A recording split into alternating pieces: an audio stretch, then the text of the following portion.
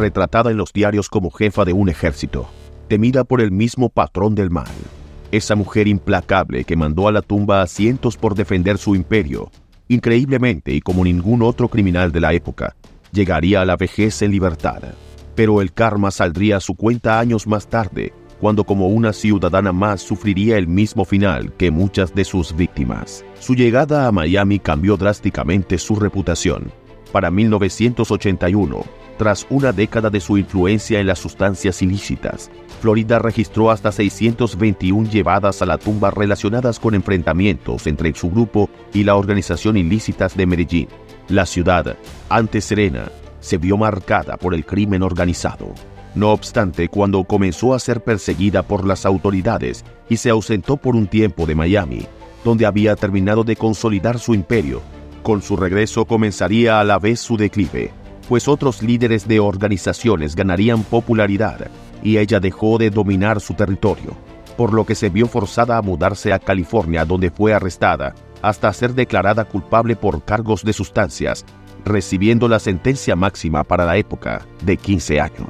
Y pese a que los fiscales trataron de añadir con el paso de los años cargos de homicidio en su contra, para incluso exigir cadena perpetua o pena de muerte, en vista de que no lograban demostrar su participación en la mayoría de ellos, ligándola únicamente a 3 homicidios, sus abogados conseguirían en 1998 que ésta se declarara culpable a cambio de una sentencia reducida, que finalmente le permitió pasar un máximo de 19 años tras las rejas, tiempo en el que logró mantener hasta una relación amorosa con Charles Cosby, un hombre de 8 años mayor que ella, a quien conocería en prisión, pero quien tras su liberación continuó visitándola, pero la relación no duró mucho. Dicho todo esto, Griselda hasta sobreviviría a un infarto en prisión en 2002, y 2 años más tarde volvería como una mujer libre a Colombia, e incluso corrió con la suerte de que 2 de sus hijos sobrevivieran al negocio familiar, pues Dixon comenzó a vivir con ella desde entonces. Ahora, si bien su liberación pudo haber significado un nuevo comienzo,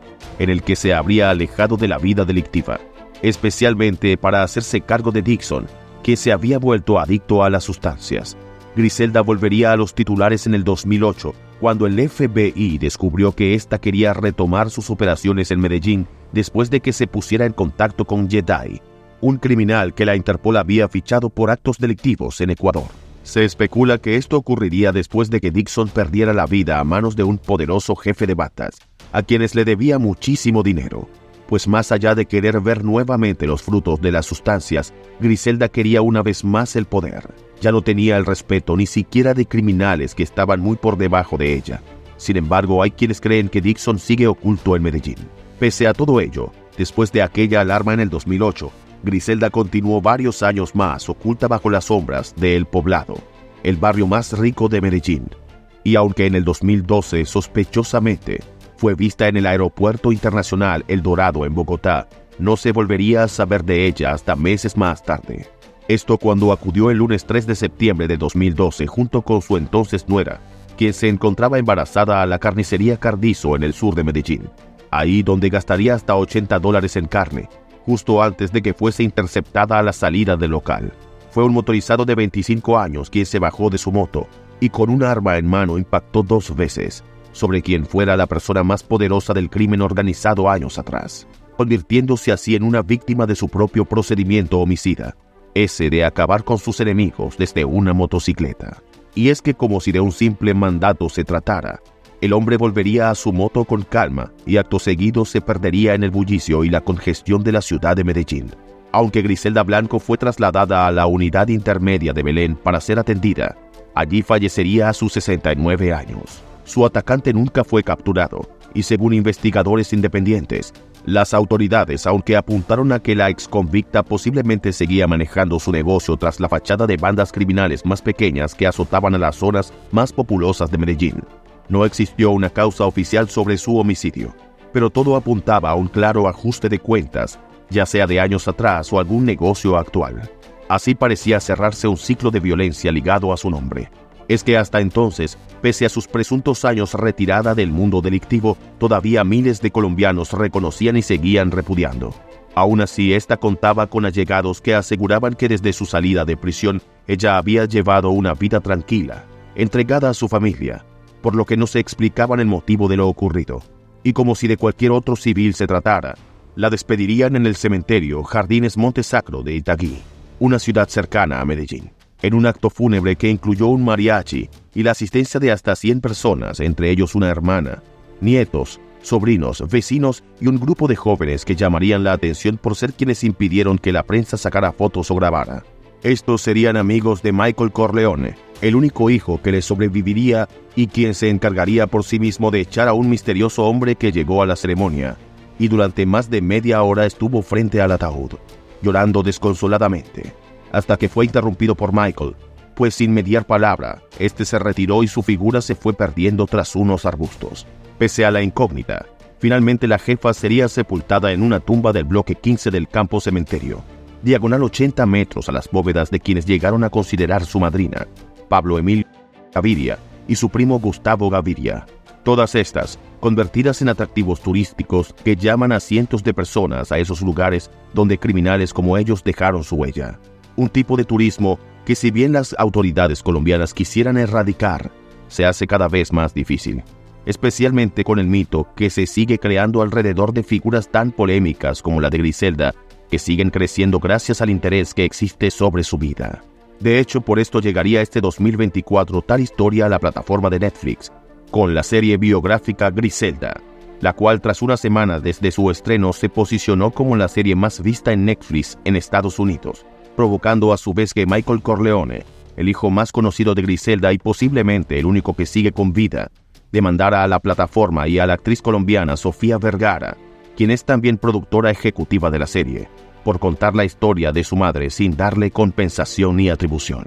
Una batalla judicial que continúa en suspenso, pero que al de Michael, quien siguiendo los pasos de su madre tras su fallecimiento, continuó con el negocio y ha sido arrestado en varias ocasiones, aunque ahora mismo en un reconocido empresario y creador de Puré Blanco, una marca de ropa con la que mantiene viva la memoria de Griselda al imprimir su rostro en varios diseños. Por otra parte, también este mismo año, gracias al éxito de la serie, saldría a la luz un último misterio en torno a Blanco, que a muchos los trasladaría a su funeral. Y esto después de que algunos curiosos comenzaran a frecuentar su tumba y notaran que en la discreta placa donde se lee su nombre completo, fecha de nacimiento y fallecimiento, ahora también figura el nombre de Luis Fernando Restrepo, quien según lo escrito en la placa habría fallecido en 1985. Si bien resulta curioso que este detalle apenas fuese notado ahora, la mayor incógnita es de quién se trata, y mientras algunos despejan las dudas señalando que sería un familiar, debido a que comparte el apellido de Restrepo con Griselda, otros se han enfocado en el particular hecho de que al compartir la placa pudo haber sido enterrado en el mismo sitio, y recuerdan a aquel extraño hombre que desapareció de su funeral sin decir una palabra. Familiar o no, el misterio sigue rondando a Griselda, y esto no hace más que ampliar un legado, que así como para muchos es símbolo de indignación, para otros es una historia con blancos y negros digna de descubrir.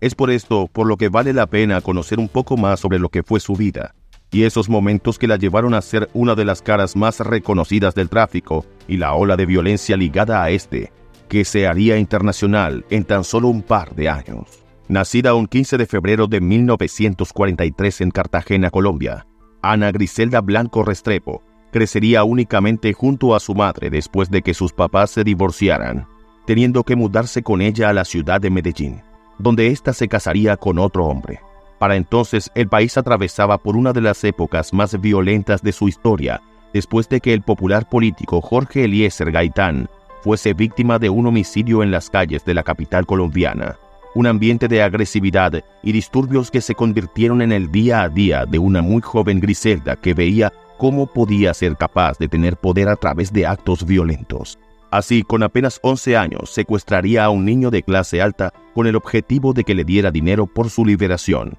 Pero cuando se negaron a pagar su rescate, ella tomó un arma y acabó con la vida del pequeño, quien se encontraba amarrado. Increíblemente no fue descubierta, pero su incursión en la delincuencia apenas comenzaba. Sumado a esto, considerando que su madre se dedicó a vender su intimidad a todo tipo de hombres, Griselda llegó a bailar en cabarets por dinero, y ante el descuido de su madre con su crianza, a sus 14 años Griselda sería abusada íntimamente por su padrastro, lo que la llevó a huir de la casa. Desde entonces comenzaría a vivir en la calle, donde empezó a robar carteras y falsificar dinero. entorno en el que conocería a su primer esposo, Carlos Trujillo, quien por su parte se ganaba la vida falsificando documentos y traficando con personas. Con él se casaría ese mismo año. Todavía como menor de edad tuvo a su primer hijo, Uber, y más tarde llegaría Dixon y Osvaldo, cuyos nacimientos animaron a la pareja a ampliar el negocio criminal y emigrar a los Estados Unidos. Pero al notar que éste no tenía la misma ambición que ella,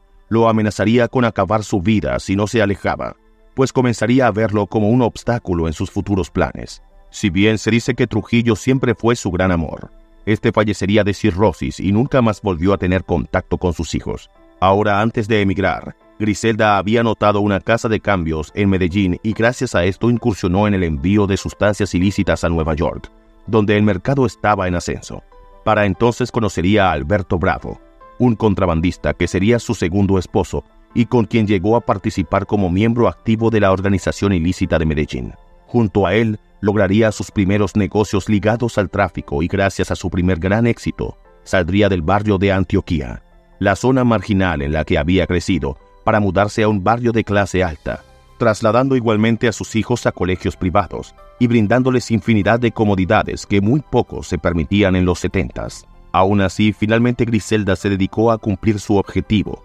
emigrando y residiendo en la ciudad de Queens, en Nueva York. Allí establecería junto a Bravo el negocio familiar, la venta y compra de sustancias ilegales, contratando mercenarios y expandiendo una red de mujeres a quien conocía desde su adolescencia, mismas que utilizaría para que mientras vendieran su intimidad, también ofrecieran mercancía en las calles de Nueva York. Pero tal fue el ascenso del negocio que más tarde la patrona, como llamaban a Griselda, las entrenó para que viajaran periódicamente con las sustancias ilícitas escondidas entre su ropa, una modalidad que se popularizaría después en el mundo criminal. Pero lo que parecía el paraíso se convertiría en una pesadilla, cuando encontró a Bravo engañándola en un bar. Algo que, según algunas fuentes, Griselda ocultó ante su esposo con el fin de usar esa traición a su favor. Pero cuando éste tuvo que realizar un viaje de negocios a Bogotá, se corrió la voz de que éste fallecería a manos del crimen organizado, presuntamente por miembros de la organización ilícita de Medellín, que ella envió.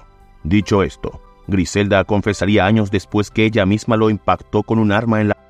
después de que éste la obligara a tener relaciones con su hermano, llamado Fernando Bravo, para saldar una cuenta pendiente entre ellos. De cualquier forma, Bravo dejó de existir y tras esto Griselda se mudaría a Miami, donde conoció a Darío Sepúlveda, quien se convertiría en su tercer esposo y padre de su último hijo, Michael Corleone. No obstante, cuando la relación comenzó a debilitarse debido a que su esposo quería que ella dejara el negocio del tráfico, él intentó controlarla llevándose al niño a Colombia, pues nunca quiso que el niño se viera envuelto en el negocio de su madre. Pero esto provocó que Sepúlveda fuese encontrado sin vida en un club de Medellín en 1990, donde su propio hijo, con tan solo 5 años, sería testigo del crimen. Es por esto por lo que desde entonces la líder traficante sería llamada la Viuda Negra, pues independientemente de si tuvo que ver o no con el homicidio de sus esposos, la realidad es que tras estar con ellos, estos perderían la vida. Pero poco importaba ante el éxito que la convirtió en una de las líderes más respetadas de la guerra de los vaqueros de la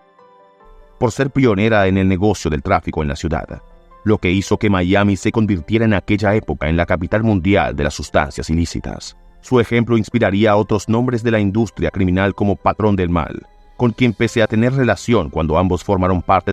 de Medellín. Después de que ella hiciera crecer su propio imperio, él y muchos otros que alguna vez fueron sus aliados se convertirían en su competencia, cuando en 1975, tanto ella como 30 de sus subordinados fuesen acusados de cargos federales por conspiración en el tráfico de sustancias, convirtiéndose este en el caso más grande de tráfico de la historia. Un titular que la obligó a huir a Colombia antes de que fuese detenida en Norteamérica, aunque esto fue temporal, pues a finales de 1970 volvería a Miami. Si bien le costó retomar lo que había dejado, la llegada de barcos cubanos a la Florida en 1980 la favoreció después de que lograra incluir a varios de los recién llegados al negocio, especialmente como distribuidores de mercancía. Griselda tuvo que enfrentarse a la popularidad que habían ganado otros grupos, y en especial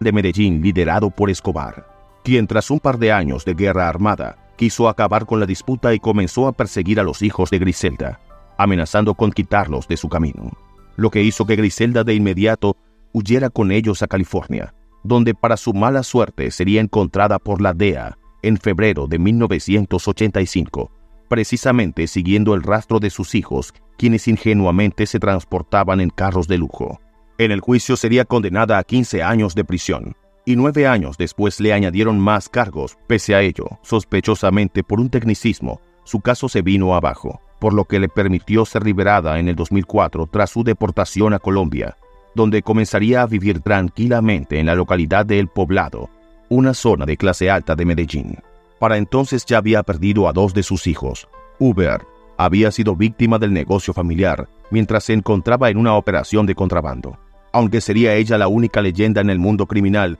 quien a través de su brutalidad y enorme liderazgo, así como impactaría pésimamente en la imagen de su país, reforzando un estigma de violencia y tráfico que persiste hasta la actualidad y que afecta a millones de colombianos, representó de la peor forma un empoderamiento femenino en un área liderada por hombres.